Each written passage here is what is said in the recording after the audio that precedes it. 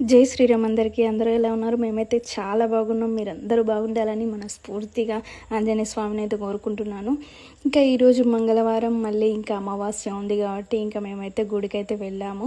ఇంకా ఫస్ట్ గణపతిని అయితే దర్శనం చేసుకున్నాము. ఇంకా తర్వాత 5 రౌండ్స్ అయితే వేసి ఇంకా కొబ్బరికాయ అయితే కొట్టి ఆంజనేయ స్వామిని దర్శనానికి అయితే వెళ్ళాము.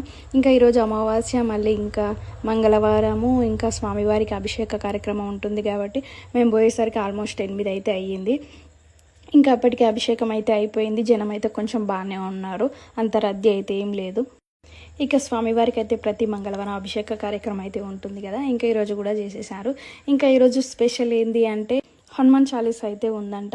నెలలో 2nd మంగళవారం ఖచ్చితంగా ఇక్కడ హనుమాన్ చాలీసా అయితే చేశారు. మంగళహారతి అందుకో మా మారుతి, మంగళహారతి. ఆకాశాన్ని తాకే అందాల కొండపై అందమైన పూజలు అందుకుంటున్నావు. రాతి కొండ మీద కోతి రూపంలోన కోటక్క మాయలు చూపుతూ ఉన్నావు. శరణన్న భక్తులకు కరుణిస్తూ ఉన్నావు. హనుమా అన్న చాలు ఆదుకుంటున్నావు. మంగళ హారతి అందుకో మా మారుతి, మంగళ హారతి. ఇంకా హారతి తీసుకొని మనస్ఫూర్తిగా ఆంజనేయ స్వామిని అయితే మొక్కి దర్శనం అయితే చేసుకున్నాము ఈరోజు. తర్వాత ఇంకా పక్కనే ఉన్న శివాలయం దగ్గరికి అయితే వెళ్ళాము. ఈ మధ్యలో అసలు శివాలయం దగ్గరికే వెళ్ళడం లేదు. మేము నైట్ భజనకు వస్తున్నాం కాబట్టి అక్కడికి వచ్చే వరకే టైం అవుతుంది. ఇంకా మనస్ఫూర్తిగా ఆ శివాలయాన్ని కూడా దర్శనం చేసుకున్నాం ఈరోజు అయితే.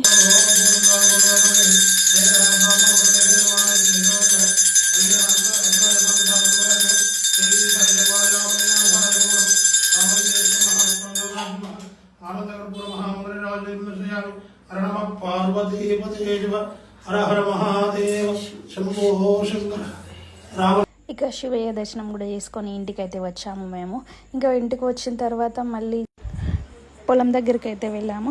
పొలం దగ్గర ఉన్న మైసమ్మ తల్లికి అయితే ఇంకా కొబ్బరికాయ అయితే కొట్టి దీపం అయితే పెట్టాము. ఇంకా బోర్ కూడా వేయక చాలా రోజులు అవుతుందని చెప్పి కొద్దిసేపు అయితే బోర్ అయితే వేసాము.